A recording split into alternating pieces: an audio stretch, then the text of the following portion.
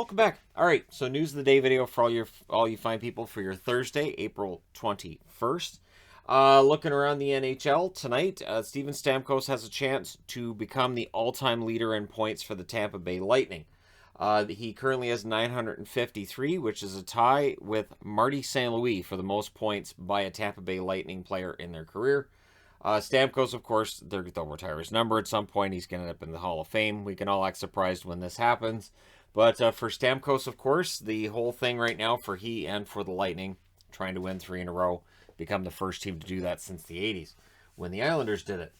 And for tonight, too, the Calgary Flames, the point of interest is that if they win the game against Dallas, they clinch themselves a division title for the second time in 4 years. And it feels like, home ice advantage is important.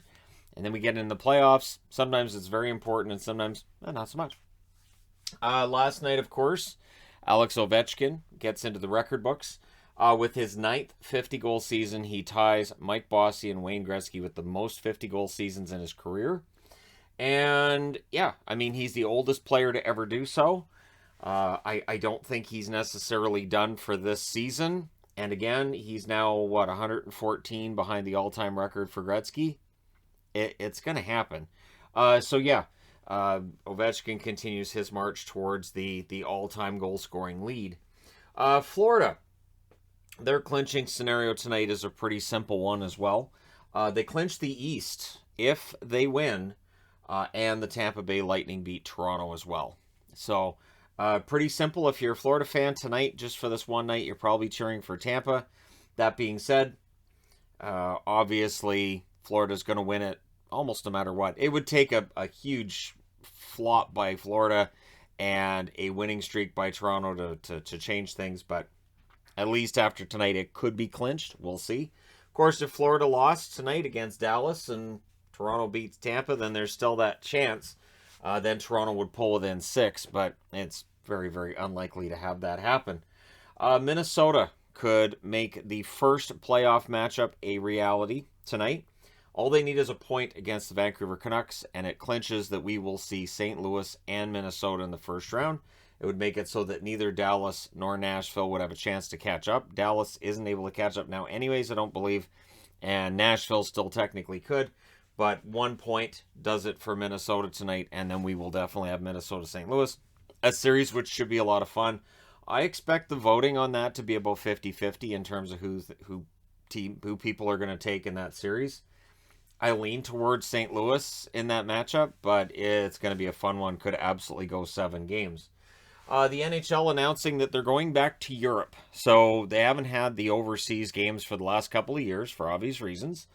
It returns this year. So Tampere, Finland will get Colorado and Columbus on November 4th and 5th. So back-to-back games there. They will not play each other in North America next season. And on October 7th and 8th, Prague, Czech Republic, or Czechia, however you call it. I don't have any skin in that game at all.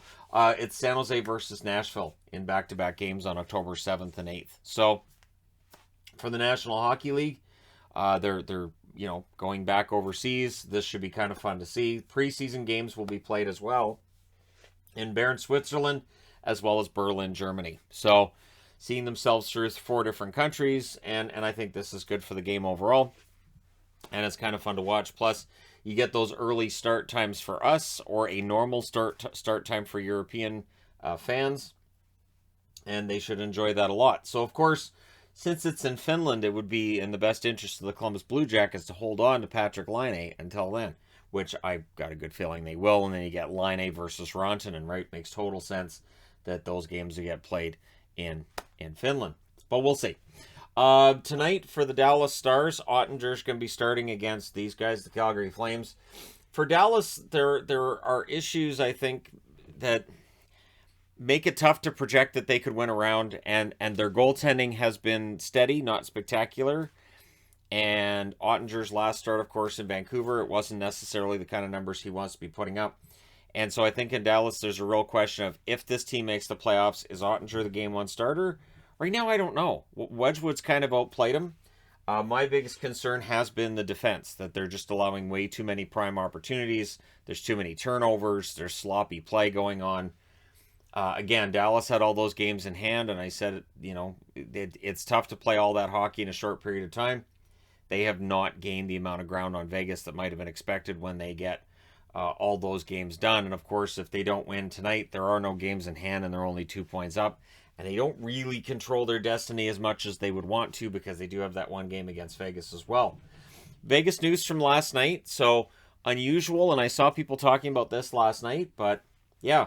Leonard was pulled after the first period because DeBoer didn't like how the team reacted when Washington scored on Leonard. So he wanted to give the team a spark, felt that going to Thompson would do so. Vegas, I don't know if they thrive on goalie controversies. I don't know if it's just part and parcel of how the team's made up.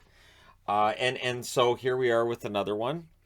It feels like that there's some lack of, either it's a lack of faith in Leonard, or it's a lack of faith in how the team plays in front of Leonard. Thompson I thought he played pretty well, but there really wasn't anything in Leonard's game to tell you, hey, so they needed to get him pulled. So it is bizarre, especially this close to the playoffs, to be doing something like that. And I understand that if Vegas doesn't win the game last night, then they're not going to make the playoffs. We really are at that point where it's that much of a difference, right?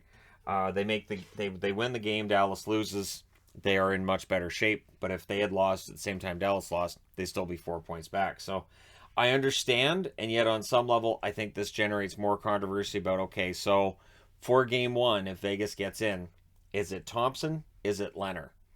If it's Thompson, how much heat is there on the team for the Leonard contract, or is there not? Or again, it'll be interesting to see what happens. And of course, for Minnesota, we might see Fleury end up playing for them to start that series. Although I still think it's going to end up being Talbot. And a nice note from last night's game, games. Andrew Ladd reached 1,000 games in his career last night, and why I think it's a nice story is because Ladd stuck around and stuck it out. His contract was buried in the minors for a large portion of the last 3 years. He only played 26 games in 2018-2019.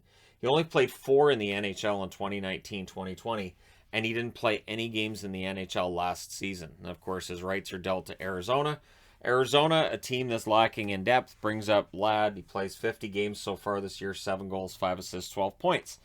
And while Ladd's offense has fallen off, and I understand that people will write this off and go, well, whatever, he ends up playing in Arizona because, Arizona doesn't have the depth. I would also say that if Ladd's contract was cheaper, he would have played more games in the NHL. His contract being expensive is a large part of the reason why he ends up being buried in the American Hockey League over the last couple of years. So I'm glad to see him reach 1,000 games. I'm glad to see him stick to it. It's always a good story when you see somebody stick around and get that 1,000 games that maybe it wasn't expected. And again, once he ends up down in the minors for the 2019-2020 season, that was seen as it probably being done. They probably wouldn't come back up and play in the NHL again. Of course, he cleared waivers numerous times in between. And he's provided some veteran stability to the Arizona Coyotes in a year that they were expected to be absolutely awful. Most of their record has been, but they've had some good turns here and there. And a veteran like Ladd is good to have around for the kids. Definitely can lead them and give them advice on things. And so, yeah, I'm glad to see him reach 1,000 games. I think it's a good story. But let me know your thoughts in the comment section below, as always. Don't forget to hit like and subscribe if you're browsing your way through. You just happened upon this video. So from myself, from Shadow, as well as from Waffles here, thank you guys so much for watching, for all your support. I will talk to you again soon.